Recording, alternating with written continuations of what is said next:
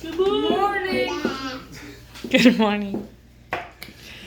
Today is Monday, January 20th, and we'll be reading Matthew chapter 14. Matthew 14. You have a fist bump? Will you show me 14? Are you there? Right there. Thank you, Joshua. And you have, about the the slaves in Egypt. Catherine, are you ready to read with us? No. Huh? No. All right. Are you ready to color while we read then?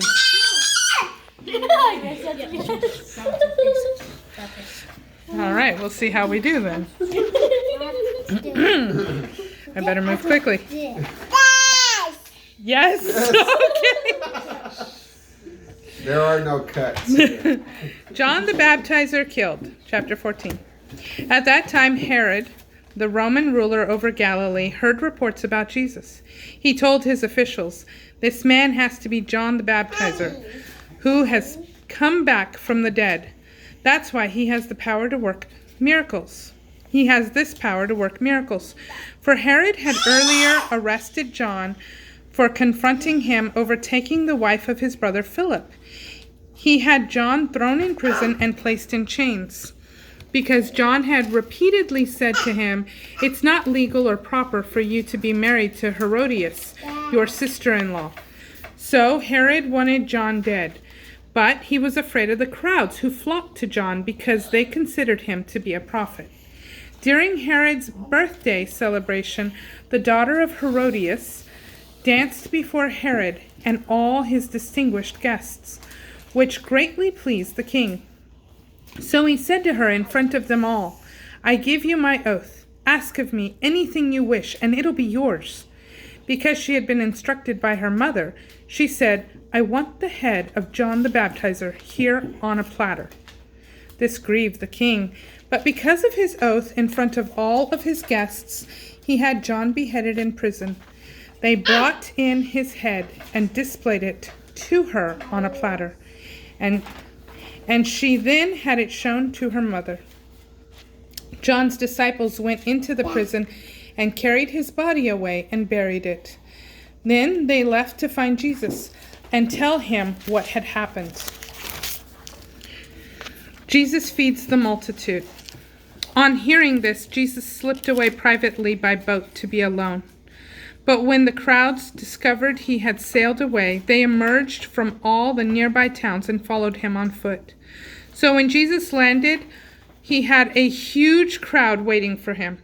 Seeing so many people, his heart was deeply moved with compassion toward them.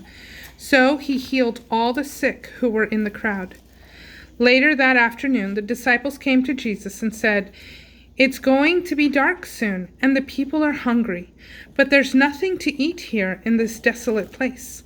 You should send the crowds away to the nearby villages to buy themselves some food." "They don't need to leave," Jesus responded. "You can give them something to eat." They answered, "But all we have is 5 barley loaves and 2 fish."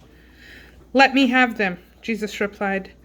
Then he had everyone sit down on the grass. So he took the 5 loaves and 2 fish. He looked up into heaven, gave thanks to God, and broke the bread into pieces. He then gave it to his disciples, who in turn gave it to the crowds. And everyone ate until they were satisfied, for the food was multiplied in front of their eyes. They picked up the leftovers and filled up 12 baskets full. There were about 5,000 men who were fed, in addition to many women and children. Jesus walks on water. As soon as the people were fed, Jesus told his disciples to get into their boat and to go to the other side of the lake while he stayed behind to dismiss the people. After the crowds dispersed, Jesus went up into the hills to pray. And as night fell, he was there praying alone with God. But the disciples who were now in the middle of the lake ran into trouble, for their boat was tossed about by the high winds and heavy seas. At about 4:00 in the morning, Jesus came to them, walking on the waves. When the disciples saw him walking on top of the water, they were terrified and screamed, "A ghost!"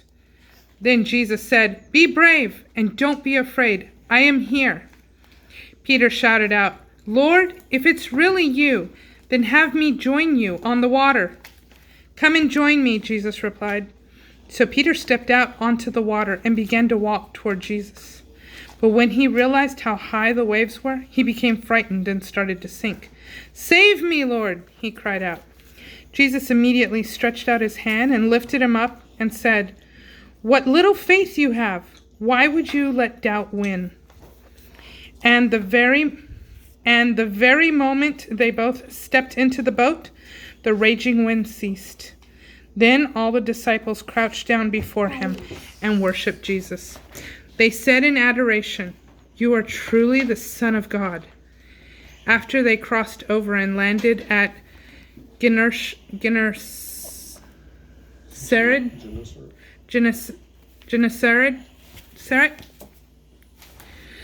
the people living there quickly recognized who he was. They were quick to spread the news throughout the surrounding region that Jesus had come to them. So they brought him all their sick, begging him to let them touch the fringe of his robe. And everyone who touched it was instantly healed. That is Matthew 14. Bye, every day.